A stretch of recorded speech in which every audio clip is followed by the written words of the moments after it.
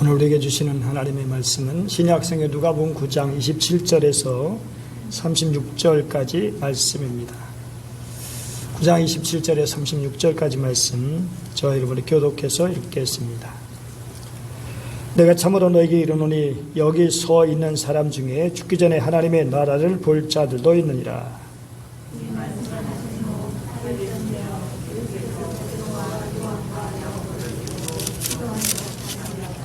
기도하실 때 용모가 변화되고 그곳이 휘어져 광채가 나더라.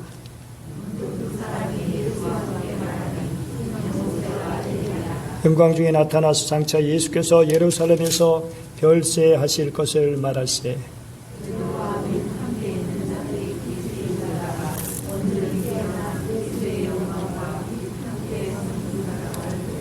두 사람이 떠날 때에 베드로가 예수께 여짜오되 주여 우리가 여기 있는 것이 좋사오니 우리가 초막 셋을 짓되 하나는 주를 위하여 하나는 모세를 위하여 하나는 엘리야를 위하여 하사이다 하되 자기가 하는 말을 자기도 알지 못하더라.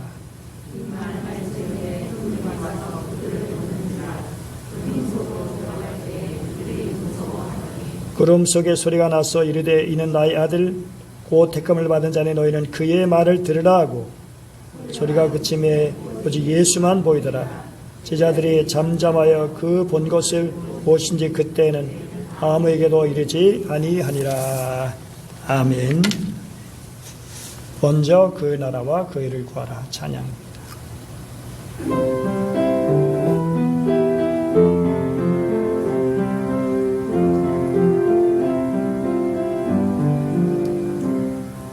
먼저 그 나라와 의를 구하라. 그 나라와 그 의를 그리하면 이 모든 것을 너희에게 더하시리라.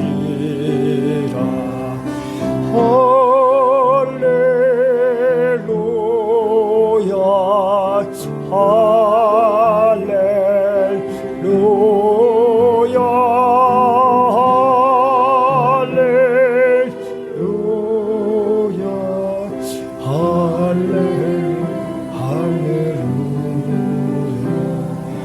사람이 떡으로만 살 거라니요 하나님 말씀으로 그리하면 이 모든 것을 너에게 더하시리라.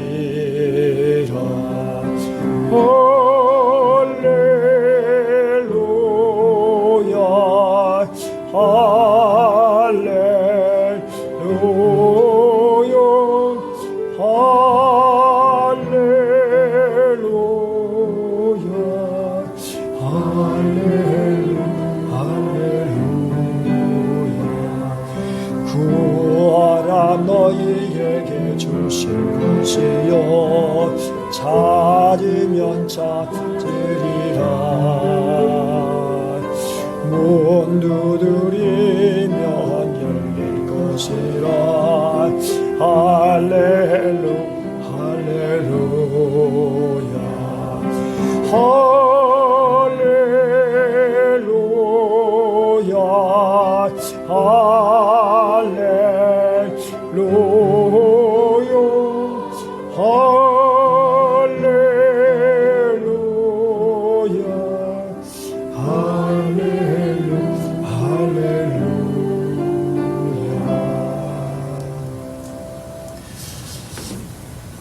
예전과는 쓸쓸하게 보낼 수밖에 없었던 설 명절 여러분 잘 보내셨나요?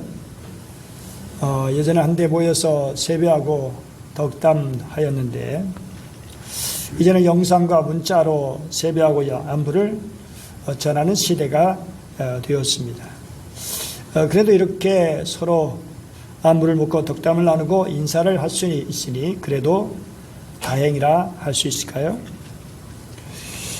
예수님은 12 제자를 불러 모아서 모든 귀신을 제어하며 병을 고치는 능력과 권위를 주시고 하나님의 나라를 전파하며 앓는 자를 고치게 하셨죠. 제자들의 이런 복음 전파와 병을 고치는 능력에 세상은 놀라게 되고 헤롯이 이 모든 일을 듣고 심히 당황해서 이 사람이 누군가라고 물었습니다.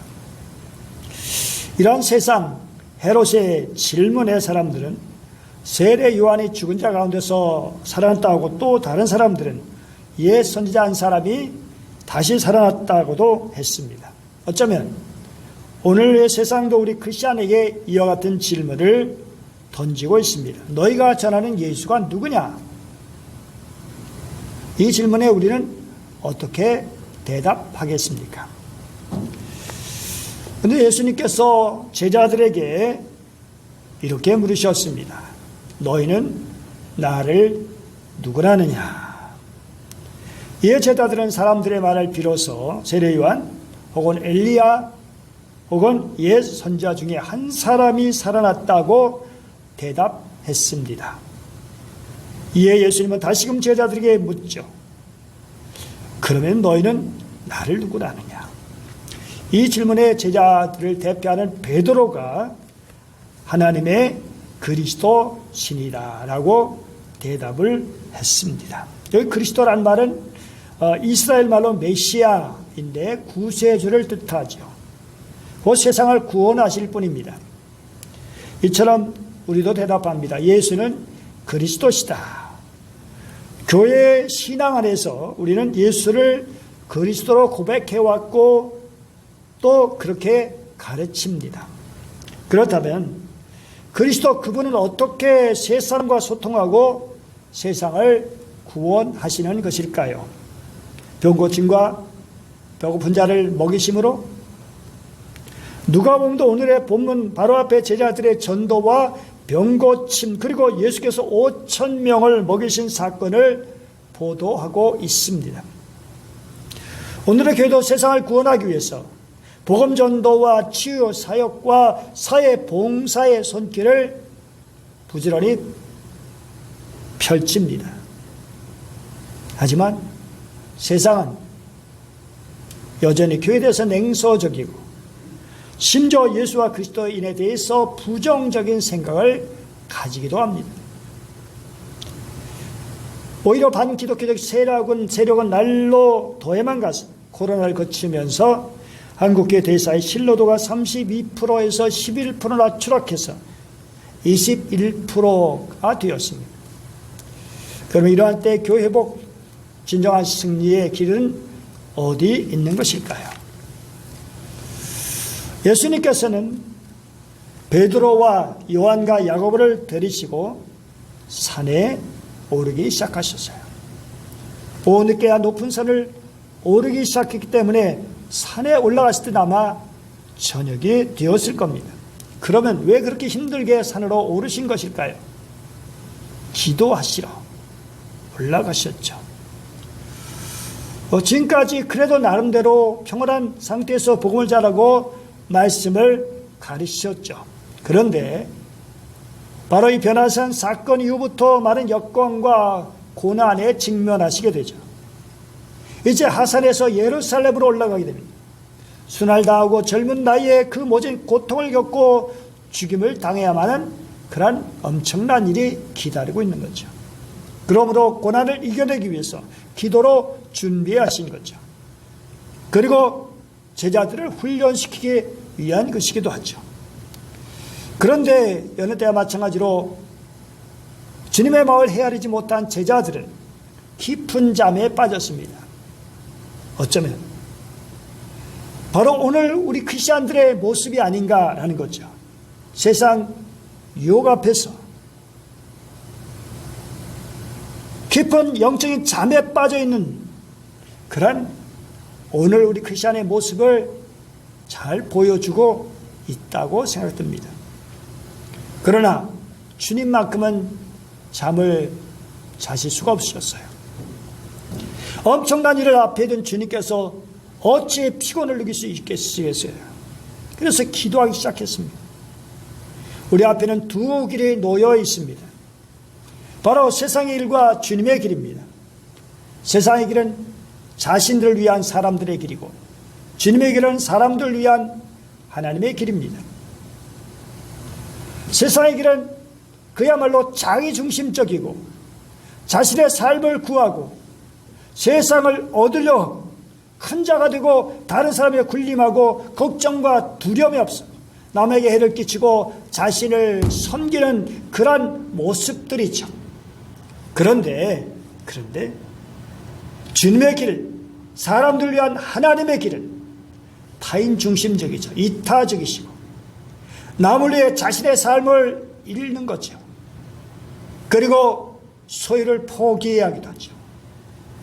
작은 자가 되고 모든 이의 종이 되고 믿음과 용기를 갖게 되고 남을 구하는 사람이 되고 하나님을 섬기는 그런 사람이 되는 것입니다.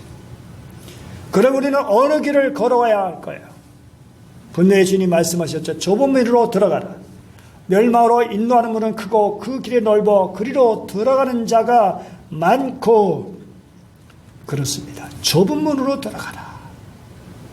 그 좁은 문은 길이 넓지 않은 많은 사람들이 다니지 않아서 그런 좁은 길이 되는 것이죠. 그러나 좁은 문으로 들어가서 좁은 길로 걸어가는 그것이 바로 하나님의 길, 주님의 길입니다. 예수님께서 기도하실 때에 용모가 변화되고 그것이 휘어져 광채가 났습니다. 얼굴 모습이 변하고 옷이 눈부시게 휘어지도록 이 광채가 났다는 말은 번개의 섬광과 관련해서 사용된 그런 단어로서 예수님의 얼굴이 얼마나 그런 빛났는지를 잘 보여주는 단어입니다. 예수님 몸 전체가 천상적인 광채로 빛나고 있었죠.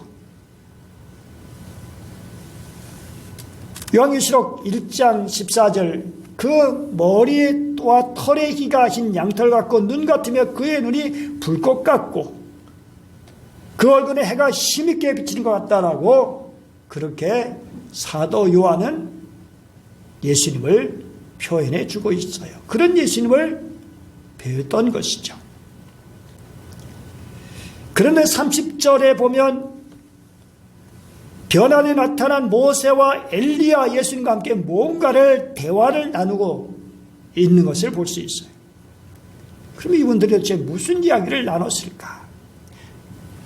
31절 말씀이니까 장차 예수께서 예루살렘에서 별세하실 것을 말했다고 기록되어 있죠. 별세. 이 별세라고 하는 단어는 헬라어로 엑소더스. 이 뜻은 떠난다, 출고, 나간다. 이런 뜻이 있고요. 비유적으로 사라짐, 소멸, 그리고 종종 사건의 결과 끝 종말을 의미하고 그래서 인생의 종말 즉 죽음이라는 의미도 있는 것이죠. 그리고 출애굽기를 엑소더스라고 이렇게 하죠. 히브리서 11장 12절 믿음으로 요셉은 임종시에 이스라엘 자손들이 떠날 것을 말했다. 이 떠나다는 말이 엑소더스 바로 탈출이죠. 애굽에서 탈출하는 것, 애굽에서 벗어나는 것. 근데 우리 예수님이 바로 그 죽음이라고 하는 것이 단순한 그런 죽음으로 끝나는 것이 아니라 구약의 출애굽 대탈출인 것처럼 이스라엘 백성들이 애굽에서 고생하다가 하나님의 능력으로 그 고생 끝에 모세의 인도로 애굽에서 탈출할 수 있게 되어진 것처럼 예수님의 별세는 단순한 죽음이 아니라 세상 죄와 고통 속에 괴로움당하고 있는 그런 인생들 바로 저와 여러분을 이끌고 천국으로 안내하는 대탈출이라고 하는 그런 의미가 들어있는 거죠. 그리고 그 별세에는 단지 죽음만 아니라 부활과 승천까지 고려가 되는 것이죠. 자, 그런데 그동안 자고 있던 제자들을 보십시오. 그 놀라운 광경을 그 영광스러운 그러한 모습 그럼에도 불구하고 육신적으로 연약해서 그 피곤을 이기지 못한 그런 제자들의 모습 그런데 예 깊이 졸다가 온전히 깨어났다고 말하고 있어요. 뭔가 이상한 분위기를 느끼고, 그리고 예수의 영광과 및 함께 선 두 사람을 보았다고 되어 있습니다. 이게 얼마나 여러분 충격을 받았겠어요. 여러분들 인생 신앙생활 하면서 영적인 충격을 얼마나 받아보셨습니까? 놀라운 체험 때문에. 정말 주님의 놀라운 신비한 은혜로 말미암아, 어떤 기적으로 말미암아, 아니면 어떤 특별한 현상으로 말미암아 주님을 만나 뵀을 때 일어난 감격과 또 그 은혜는 또 얼마입니까?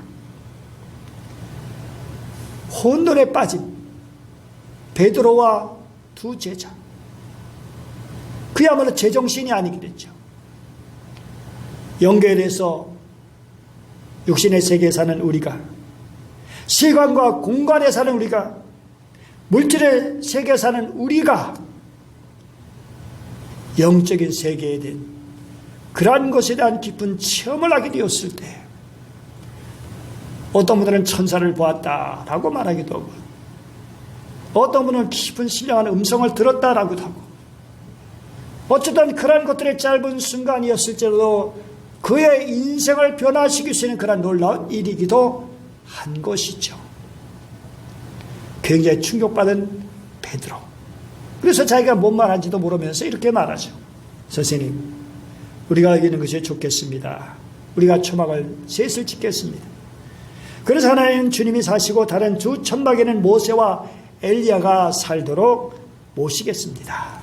자기들 거는 어떻게 될지 지금 떠나려고 하는데 뒷볼 치는 것처럼 그런 이야기를 했어요. 그러나 모세와 엘리야는 떠나가고 구름이 그들을 덮었죠. 마침내 거기에 주님만 보이게 되었습니다.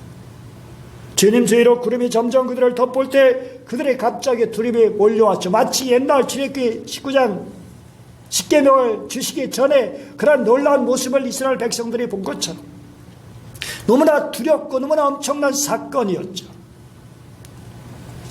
그러면서도 황홀경,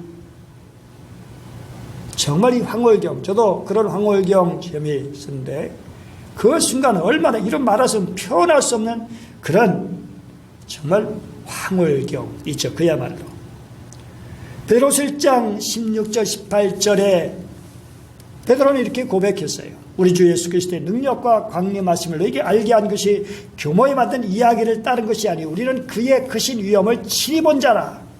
즉 큰 영광 중에 이러한 소리가 그에게 나기를 이는 내 사랑하는 아들이라 내 기뻐하는 자라 하실 때 그가 하나님 아버지께 존귀와 영광을 받으셨느니라. 이 소리는 우리가 그와 함께 거룩한 산에 있을 때에 하늘로부터 난 것을 들은 것이다.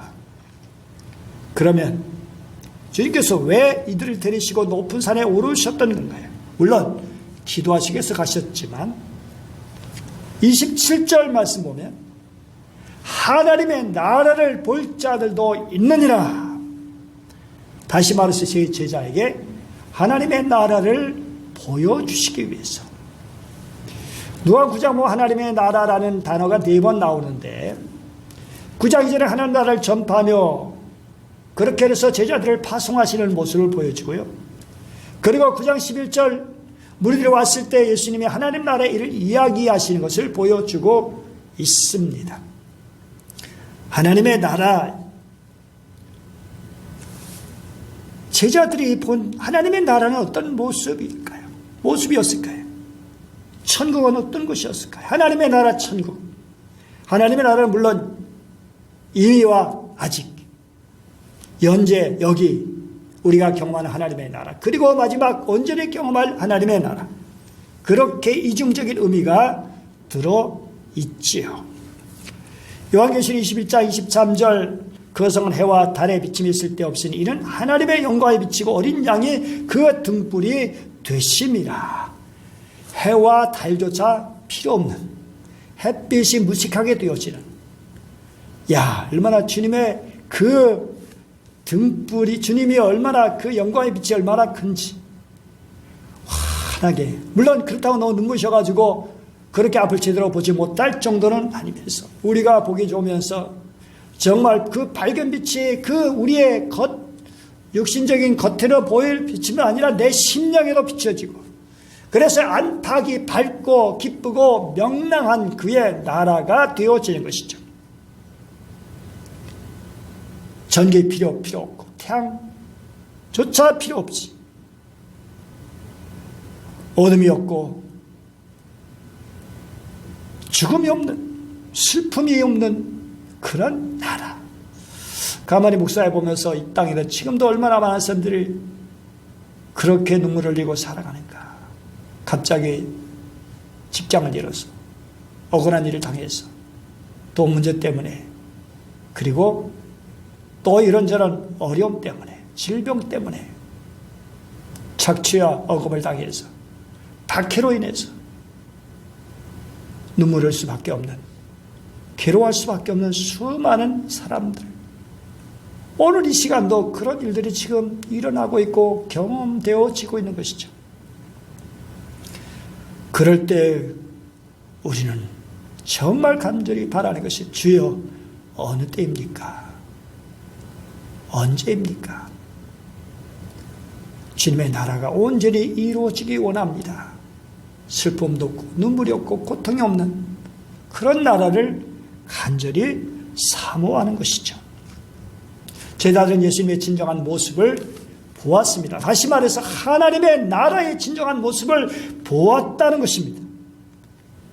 지금 세상에서 자기들이 보고 있는 예수님의 모습, 그런데 그 모습을 넘어서 정말 진정한 주님의 모습을 볼 수 있었다는 거죠.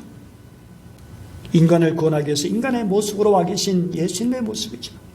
그 모습은 한편으로 그냥 인간적인만 보면 초라한 모습일 수밖에 없죠. 옷을 잘 입으셨겠어요? 얼굴 화장을 해서 대단히 멋있게 돼 있었을까요? 아니죠. 그야말로 초라한 모습. 인간적으로 보면 내셀 것이 없는 그런 모습이죠. 그런데 그 모습이 다가 아니잖아요. 원래 우리가 이 세상 살아갈 때 이 세상이 다라고 여긴다면 불신자와 똑같은 것이죠. 힘들고 어렵고 고달퍼라도 그게 다가 아니다 라고 하는 것을 우리는 믿는 것이죠. 언젠가 주님 안에서 새로워질 그런 나라, 그 모습을 기다리면서 오늘을 살아가기도 하는 것이죠. 그래서 소망 중에 즐거워하는 하나님의 영광을 기다리며 하나님의 영광을 바라보며 소망 중에 즐거워하는 것이 우리 크리스찬의 모습이죠. 천국 하나님의 나라는 모세와 엘리야와 예수님이 정말 이야기를 나누고 있어요. 물론 예수님 중심으로 있죠. 예수님 중심으로 한 마음으로 살아가는 것. 모든 사람의 마음이 열려 있는 곳이 바로 천국이죠. 여러분 생각해 보세요. 모세가 언제 사람입니까? 대략 1500년 전. 엘리야는요, 약 850년 전. 예수님 탄생 이전에. 그 거리가 얼마입니까? 시간적 거리가. 그런데 놀랍게도 전혀 막힘이 없이 그렇게 대화가 되고 있다는 사실입니다. 오순절에 성령이 임하셨을 때도 온 교인의 마음이 하나 돼서 그 마음으로 서로 섬기고 물건을 제 것이라 주장하는 자가 없었고 서로 나누고 담대히 복음을 전했던 그런 모습, 바로 하나님의 나라의 모습입니다. 제자들은 예수님의 참모습을 보았습니다. 천국의 모습도 봤습니다. 여러분, 모세와 엘리야 이야기 당연히 베드로를 비롯한 제자들 많이 들었겠지만 그 얼굴을 본 적이 있었을까요? 옛날에 무슨 초상화가 있을까요? 특별히 이스라엘은 초상화가 없어요. 형상 만들지 말고, 그래서 무슨 모세에 대한 그림이 있을 수가 없어요. 그런데도 어떻게 한눈에 알아보죠? 모세라는 걸, 엘리야라는 걸 어떻게 한눈에 알아보죠? 이것이 바로 천국의 모습이에요. 우리가 천국에 들어가게 되면 예수님 물론 아브라함도 모세도 베드로도 바울도 알아볼 것이고 그분도 우리를 한눈에 알아볼 것이고 막힘없이 대화를 나누고 소통이 될 것이고 성도들 아름다운 친교가 있을 겁니다. 이게 바로 천국의 모습입니다. 오늘 같이 예수 믿으면서 왜 이렇게 통하지가 않죠? 왜 서로 이해가 되지 않고 막히죠? 뭐가 문제인 것입니까? 그건 하나님의 나라에서. 왜냐하면 오늘은 우리가 내가 믿고 있는 것이, 내가 알고 있는 것이 잘못된 게 많은데 그걸 내가 진짜처럼 믿고 있는 것들이 있기 때문에 그러니 다른 사람과 이게 이해가 잘 안 되는 거죠. 그러나 천국에서는 진실만 알고 있게 되죠. 거짓은 다 없어지고 사라지게 되고 우리가 잘못 알고 있던 것들은 다 벗어지게 되고 예수님과 모세와 엘리야 간의 대화의 주제가 바로 별세입니다. 인류의 구원이죠. 예수님의 죽으심, 그 죽으심은 단지 우리를 위한 구원의 죽음이잖아요. 고난에 관한 말씀, 메시아에 관한 말씀, 인류를 구원하시려는 하나님의 계획, 하나님의 사랑에 관한 이야기. 그러니 몇 천년의 세대가 난다 할지라도, 세대 차이가 난다 할지라도 대화가 가능한 것이죠. 반면에 이기적인 분위기 속에서는, 서로 제가 잘났다고 하는 분위기 속에서는 누구도 대화가 제대로 될 수가 없어요. 모세도 애굽에서 학대받는 동족을 이끌고 엑소더스 출애굽한 위대한 지도자요. 엘리야는 모든 백성이 바알과 아세라 신에 빠져 있을 때, 하나님을 잃어버렸을 때 그들을 다시 하나님께로 인도했던 지도자요. 그들로 진매의 고통이나 아픔에는 비교할 수 없지만 모세 이런 기도를 드리게 됐죠. 구하옵노니 내게 은혜를 베푸사 즉시 나를 죽여 내가 고난당함을 내게 보이지 않게 하옵소서. 엘리야는 또 어떻습니까? 로뎀나무 아래에서 여호와의 넉넉하오니 지금 내 생명을 거두시옵소서. 얼마나 힘들었으면 이런 그 대단한 지도자들이, 대단한 인물들이 이런 고백을 했을까요? 이런 하소연을 했을까요?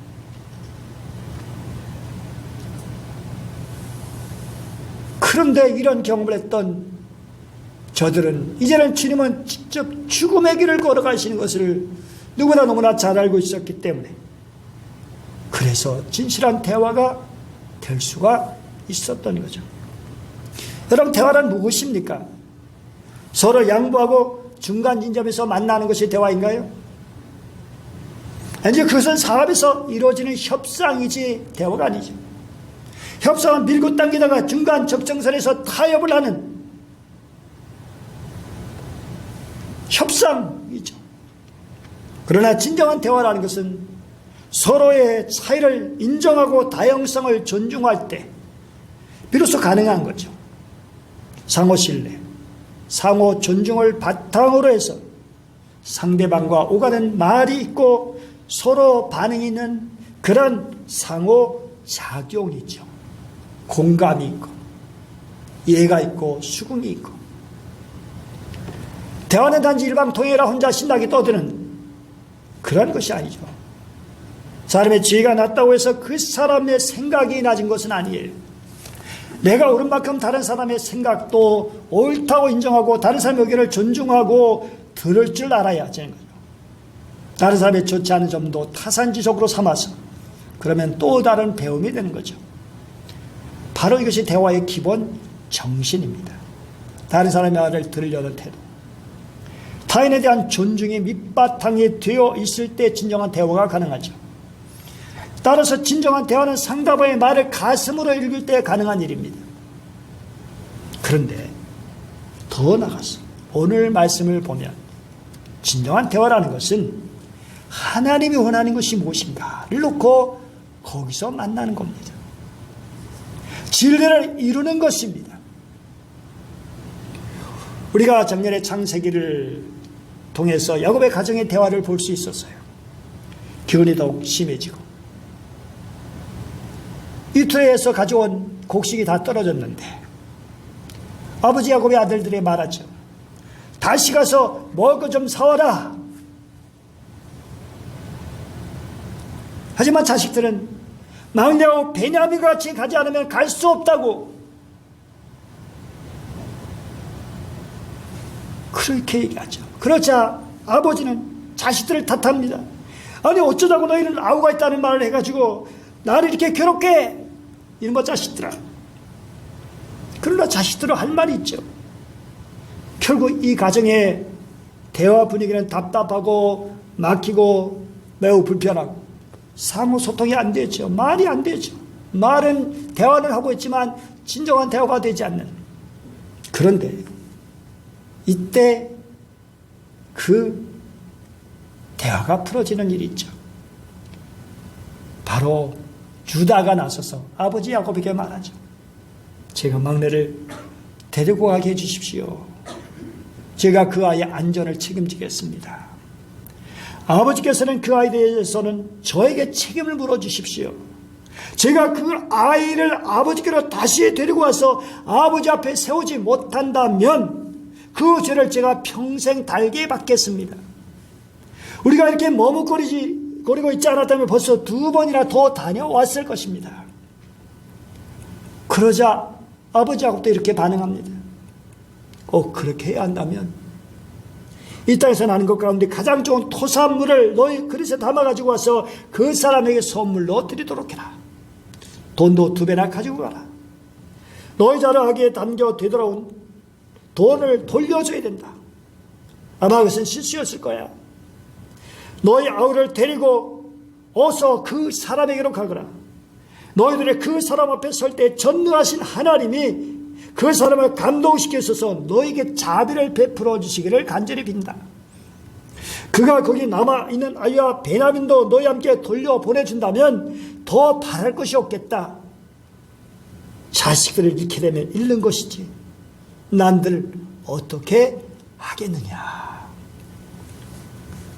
결국 유다는 제대로 자기가 책임지고 자기가 생각하겠다고, 아버지도 자식을 일면 이루겠다고 그러면서 하나님께 맡기는 모습을 보였을 때에 결국 야곱의 아들들이 애굽으로 다시 갈 수 있었고, 거기서 진정 요셉과 화해를 이룰 수 있었고, 구원을 위한 하나님의 뜻이 온전히 이루어질 수 있게 되었던 거죠.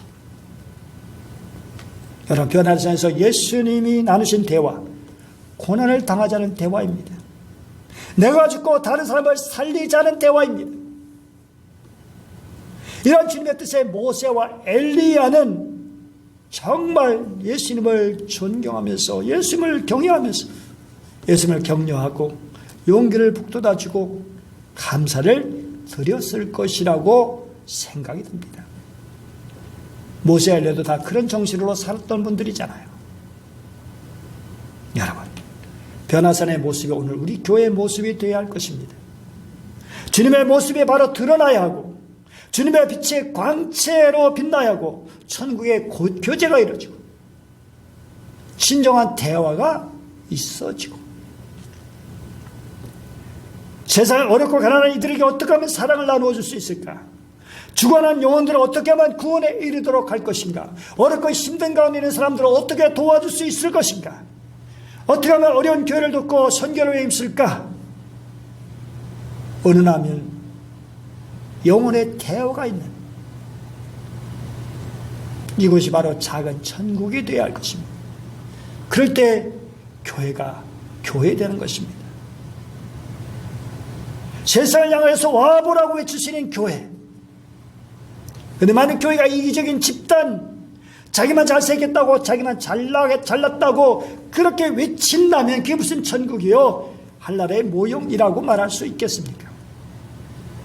제자들이 주님의 죽으심을 보고도 그 고통과 슬픔을 이길 수 있었던 힘이 바로 변화에서 체험한 천국의 모습이었을 겁니다. 물론 두려움을 이기지 못해서 주님을 3번이나 부인했지만 마침내 우리를 터뜨리고 통과하며 회개할 수 있었고, 그리고 나중에 성령 충만하게 돼서 그로 말미암아 온전히 주의 나라를 위해서 헌신할 수 있었던 그 동력 중에 하나가 바로 오늘 이 변화산의 귀한 사건이었던 겁니다.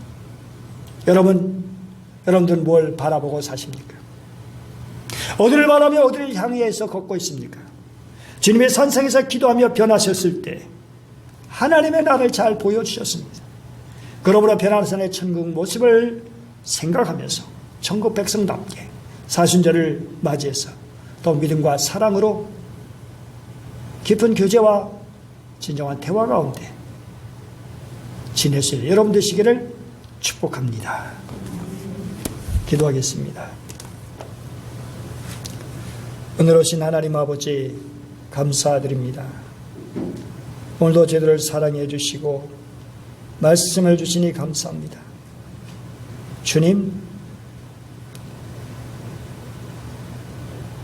변화산에서 이야기를 통해서 우리에게 주시려는 기쁜 뜻을 깨닫게 하시고 하나님 나라의 그 귀한 아름다운 모습을 저희들의 마음에 새기고 더욱 주님을 바라보고 주의 말씀을 듣게 하시고